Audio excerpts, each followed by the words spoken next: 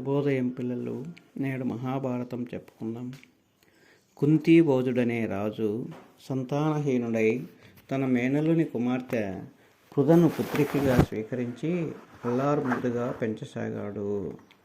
కుంతీ భోజన ఇంట పెరగడం వల్ల ఆ బాలికకు కుంతీదేవిగా పేరు ప్రసిద్ధి చెందింది. ఆ కుంతీదేవి భక్తి పైన మక్కువ ఎక్కువ. అతిథి అభ్యాగతులను భక్తి శ్రద్ధలతో సేవించేది.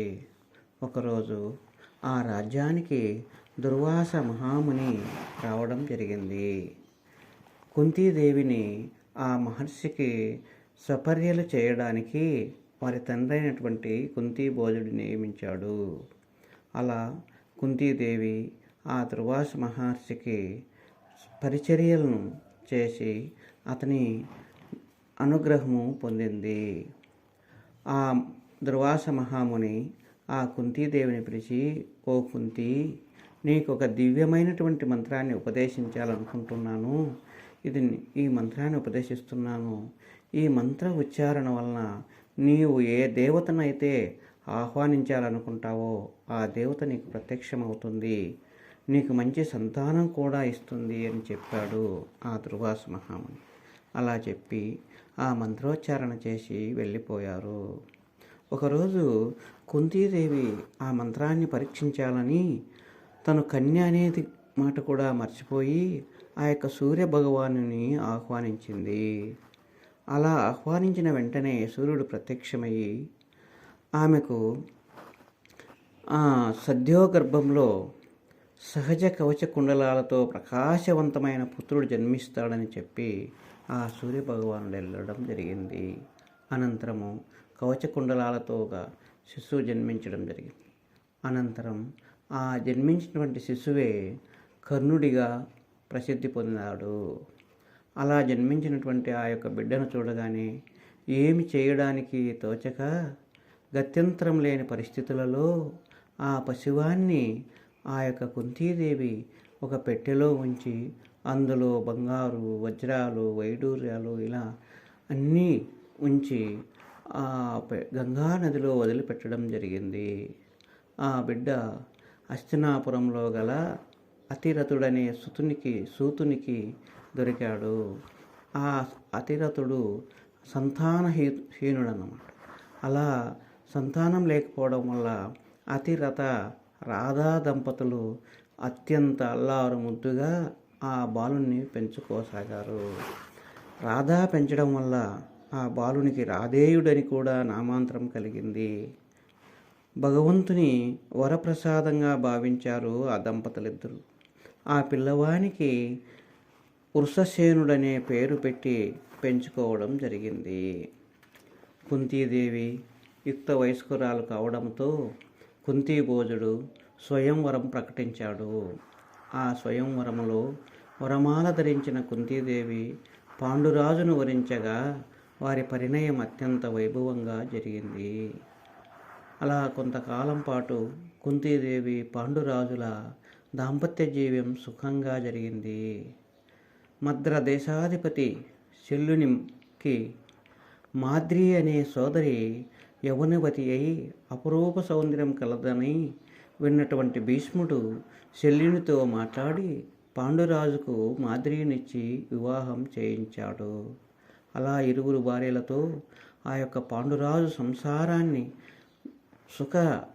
సంసార సుఖాలను అనుభవిస్తూ ఉన్నాడు పాండురాజు. కొంతకాలం గడిచిన తర్వాత పాండురాజు భీష్ముని అనుమతితో ఆ భీష్ముని ఆశీర్వాదాలతో ఆ విజయ యాత్రకై బయలుదేరాడు. అనేక దేశాలను జయించి జయ పతాకాలను ఎగరవేసి అనేకులను సామంతులుగా చేసుకొని అఖండమైనటువంటి ధనరాశులతో హస్తినాపురం చేరాడు పాండురాజు. అలా పాండురాజు తన భుజబలంతో అన్నగారైనటువంటి ధృతరాష్ట్రునితో 100 అశ్వమేధ యాగాలు చేయించాడు. అనేక ధన కనక వస్తు వాహనాలను విప్రులకు దానం ఇవ్వడం జరిగింది. పాండురాజు తన భార్యల కోరికపై వనవాసం చేయాలనే కోరిక పుట్టడం వల్ల ఆ అడవికి వెళ్ళారు. అలా అడవిలో వెళ్ళిన తర్వాత తన భార్యలతో విహరిస్తూ ఆ ఒక విహరించే సమయంలో జింక రూపంలో ఆ దాంపత్య సుఖాన్ని అనుభవిస్తూ ఉన్నటువంటి ముని దంపతుల పైన ఈ యొక్క పాండురాజు బాణప్రయోగం చేశాడు. అందుకు ఆగ్రహించినటువంటి ఆ ముని దంపతులు ఈ యొక్క పాండురాజుకు శాపం ఇచ్చారు. ఆ శాపం ఏంటంటే, స్త్రీ సంగమం చేసినావు, నువ్వు స్త్రీ సంగమం చేస్తే వెంటనే నువ్వు మరణిస్తావు అనేసి శాపం ఇవ్వడం జరిగింది. పాండురాజు విచారించి తన వెంట గల అంగబలాన్ని అస్తినాకు పంపుతూ తన వానప్రస్థం గురించి తెలపమన్నాడు. ఆ రోజు నుంచి పాండురాజు అర్థకామ భోగాలను వదిలేసి నాగసుత అనే పర్వతంలో ఆ పర్వతం పైన తన భార్యలతో కొంతకాలం ఉండి ఆ తరువాత చైత్ర రతవనంలోనూ తదుపరి గంధ మాదన పర్వత శ్రేణుల్లోనూ గడిపి ఇంద్రదుమ్ముని సరోవరం చేరాడు. ఆ తరువాత శతశృంగ పర్వతంపై తపోదీక్షలో ఉన్నాడు. ఒక అమావాస్య నాడు ఋషులు వారి భార్యలతో కలిసి బ్రహ్మలోకానికి వెళ్ళడం చూసి తను కూడా భార్యలతో కలిసి వారి వెంట అనుసరించాడు. అంతటా ఆ ఋషీశ్వరులు స్త్రీలు రాకూడదని, అంతేకాకుండా సంతానహీనులైనటువంటి వారు ఈ లోకాలు కోరడం తగదని కూడా చెప్పారు. వారికి తనకు జరిగినటువంటి శాప వృత్తాంతమంతా కూడా చెప్పాడు. సంతానం కలుగు మార్గాన్ని ఉపదేశించమని కూడా ఋషులను కోరడం జరిగింది. వారు ప్రశాంతంగా వీరు చెప్పినవన్నీ విని, రాజా, మాకు విచిత్రంగా ఉన్నది, నీకు మహా తేజస్సంపన్నులైనటువంటి పుత్రులు కలగగలరని మా తపశ్శక్తి ద్వారా తెలుస్తూ ఉన్నది. నువ్వు శీఘ్రమే వెళ్ళి ఆ ప్రయత్నాల్లో ఉండు అని చెప్పడం జరిగింది ఆ ఋషులు. స్త్రీ సంగమం చేసిన మరణిస్తావన్న మునిశాపానికి భయపడినటువంటి పాండురాజు చివరకు కుంతీదేవిని పిలిచి, కుంతి తన చేత నిజభారికి సంతానం కలిగిన శ్రేష్ఠుడని, ఉత్తమ పురుష సాంగత్యం వల్ల కలిగిన సంతానం ధర్మరీత్యా పుత్రులేనని ఆ మనువు చెప్పాడు. అందుచేత పుత్రుని కోసం, ఉత్తమ గతుల కోసం ఎవరైనా మహాపురుషుని ద్వారా సంతానవతివి కాగలవని అభిలషిస్తున్నాను అని తెలియజేశాడు.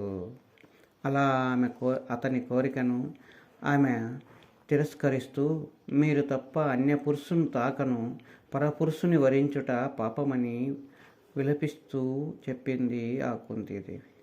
పాండురాజు నవ్వుతూ, భర్త చెప్పినట్టు చేయడం భార్యగా నీ విధి, పాపపుణ్యాలు భర్తనైనా నావే, కానీ నీకు సంక్రమించవు అని ఎన్నో విధాలుగా నచ్చచెప్పగా చివరకు దుర్వాస మహర్షి చెప్పిన మంత్రం గురించి చెప్పాడు. అంతేకాక, మీరు ఇంతగా చెప్తున్నారు కనుక ఆ మంత్రం జపించి ఏ దేవతను ఆహ్వానించనని అడిగింది కుంతీదేవి పాండురాజును. ధర్మవర్తి అయినటువంటి యమధర్మరాజు వలన ధర్మమూర్తి అయిన పుత్రుని కనమని చెప్పాడు. కుంతీదేవి ఆ మంత్రం పఠించడం వల్ల యమధర్మరాజు ప్రత్యక్షమయ్యాడు. అతని అనుగ్రహం వలన కుంతీదేవి గర్భవతి అయ్యింది. కొంతకాలం గడిచిన తర్వాత సూర్యుడు తులరాశిలో ఉండగా, చంద్రుడు జ్యేష్ఠ నక్షత్రంలో ఉండగా, శుక్లపక్షంలో పంచమీ తిథిలో కుంతి ప్రసవించింది. దేవతలు పుష్పవృష్టి కురిపించారు. ఆ బాలుడే ధర్మవిధుడై, ధర్మమూర్తుడై ధర్మచక్రాన్ని పాలించగలడు. ఇతని వలన నీ వంశం పునీతం కాగలదని ఆకాశవాణి పలికింది. ఆ బాలునికి యుధిష్ఠిరుడనే పేరు పెట్టడం జరిగింది. కుంతీదేవి ప్రసవించడానికి ముందుగానే గర్భం ధరించినటువంటి గాంధారీదేవి కుంతీదేవికి బిడ్డ కలిగిందనే అసూయతో తన గర్భం వ్రయ్యలు చేసుకొనగా పిండం ముక్కలయ్యింది. శోక విచారంలో ఉన్న సమయంలో వంశోద్ధారకులైన వ్యాసమహర్షి వచ్చి ఆ పిండమును శీతజలముతో కడిగి 101 కుండలలో ఉంచి మూతలు పెట్టారు. మరి కొంతకాలం ఓపికగా ఎదురు చూడమని చెప్పారు.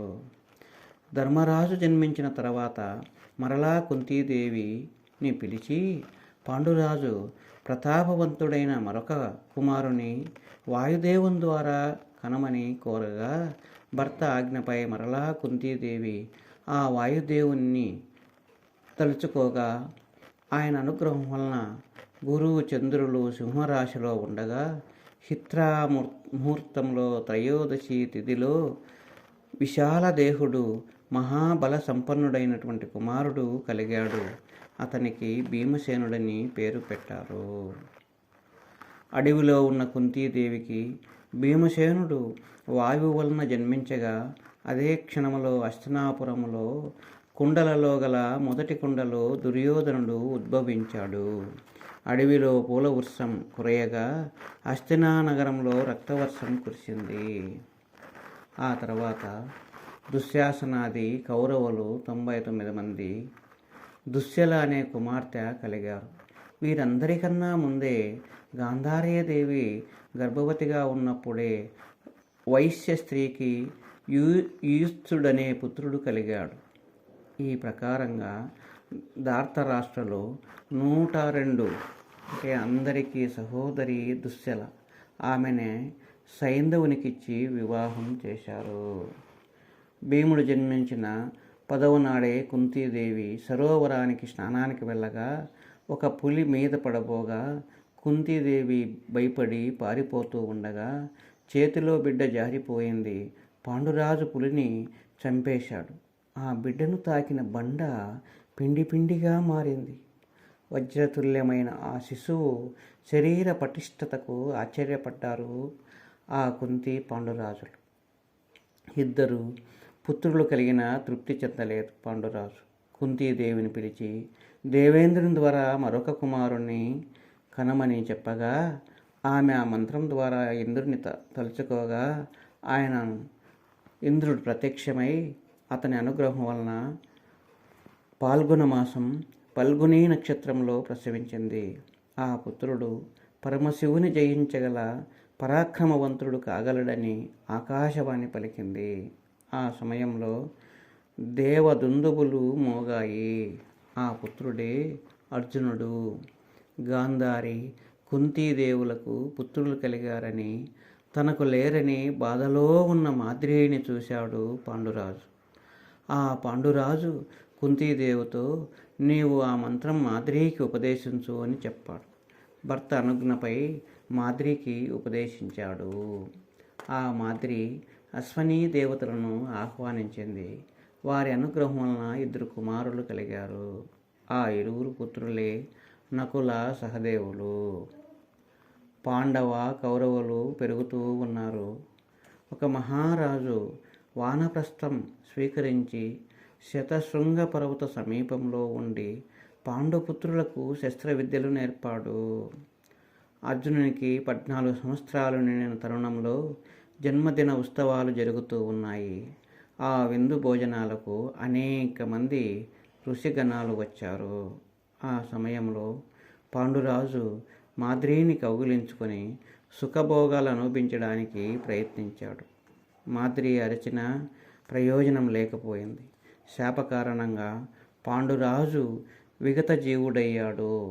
తన వల్లనే భర్త మరణించినందువల్ల తను కూడా సహగమనం చేసింది మాద్రి.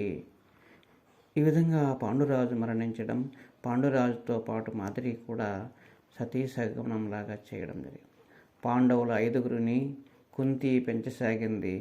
శతశృంగ వ్యాసులు హస్తినాపురానికి పాండవులను, కుంతీదేవిని, పాండురాజు మాద్రి అస్థికలను తీసుకుని వెళ్ళారు. ధృతరాష్ట్ర భీష్ములకు విన్నవించారు. రాజోచితంగా యుధిష్ఠిరునితో పాండురాజు మాద్రీలకు కర్మకాండలన్నీ శాస్త్రోక్తంగా జరిపించారు. Like, share, comment and subscribe this channel.